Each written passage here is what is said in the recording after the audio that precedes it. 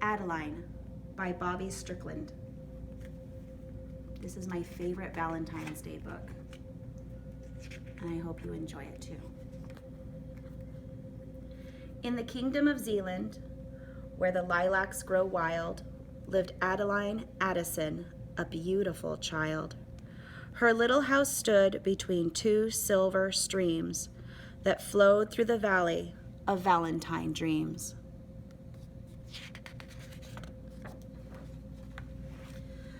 Now all the creatures of Zealand love Valentine's Day, but Adeline loved it in every way.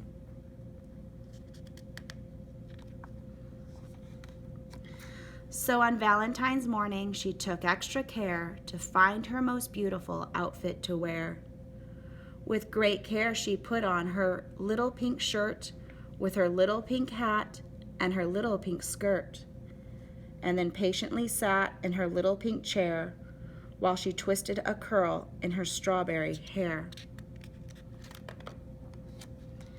She looked at the clock. It was 9:15, as she wondered who'd bring her the first Valentine. Ring-a-ling went the doorbell. Now who could that be? She remarked to herself as she went to go see. Why, it's Hector P. Swine, the pig from next door. You've never dropped in for a visit before. Dearest Adeline, Hector announced with a grin, I have something for you. So she let the pig in.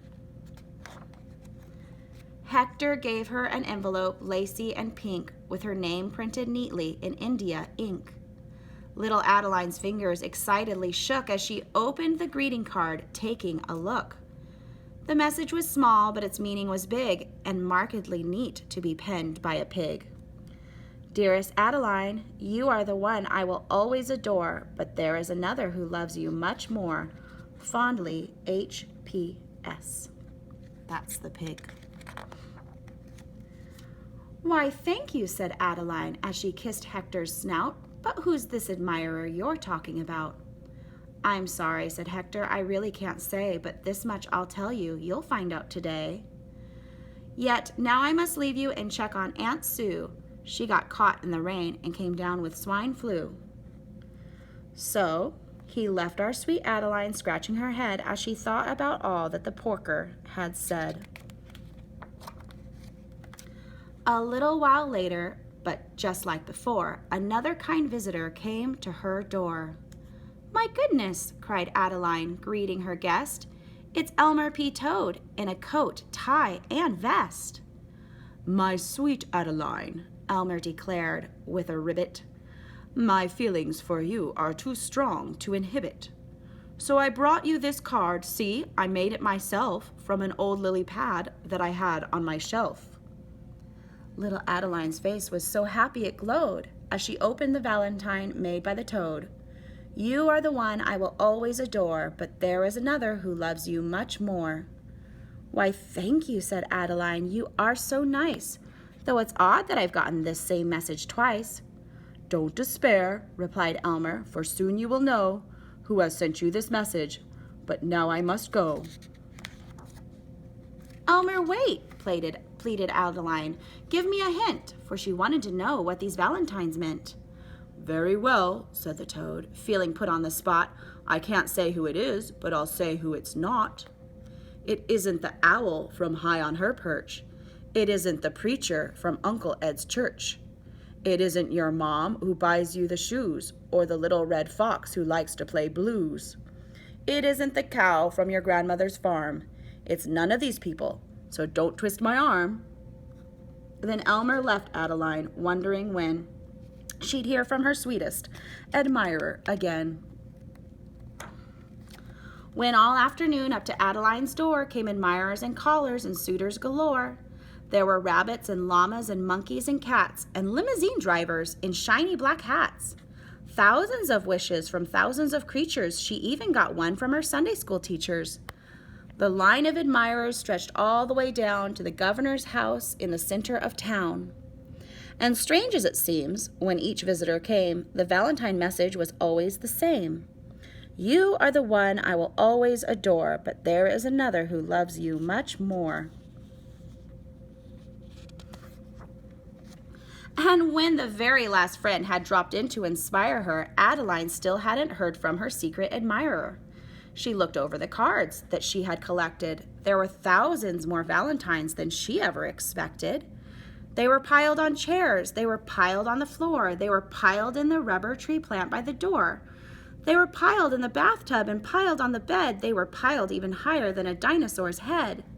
So Adeline cleared off her little pink chair, and she sat down exhausted and whispered a prayer. I thank you, dear God, for this beautiful day, for the thousands of Valentines you sent my way. But tell me, dear God, I am asking you, please, who could possibly care for me more than all these? My dear child, whispered God, in a voice small and still, you have asked me to tell you, and tell you I will. These Valentine's wishes have helped you to see that the one who loves Adeline greatest is me. I gave you your family. I gave you good friends. I gave you your hair that curls up on the ends. I gave you the flowers. I gave you the trees. I gave you your milk chocolate. I gave you Swiss cheese. All things in this world I have given with pleasure to show you, my child, that it's you that I treasure. Then a thought flooded Adeline's heart to the brim. If God loves me this much, then I'll live for him. And the love I've discovered is much too profound to keep all to myself. I must tell the whole town. So Adeline bundled up all of her cards and carried them quickly out into the yard. In and out, out and in, she went hundreds of times as she made a huge pile with her Valentine rhymes. Higher and higher the stack of her lovely cards grew, past the rooftops and treetops and mountaintops too. So Adeline's towering mound could be seen from the east to the west and all places between. Then high to the top of this mountain she flew to post a big sign that read, God loves you too. Then Valentine Mountain, as it came to be known, was a message of love from God's heavenly throne to a kingdom of creatures who might not have heard had it not been for Adeline's mound of kind words. Then Adeline Addison tucked herself in and pulled her pink blanket way up to her chin and thought to herself as she drifted away, God's love makes every day Valentine's Day. The end.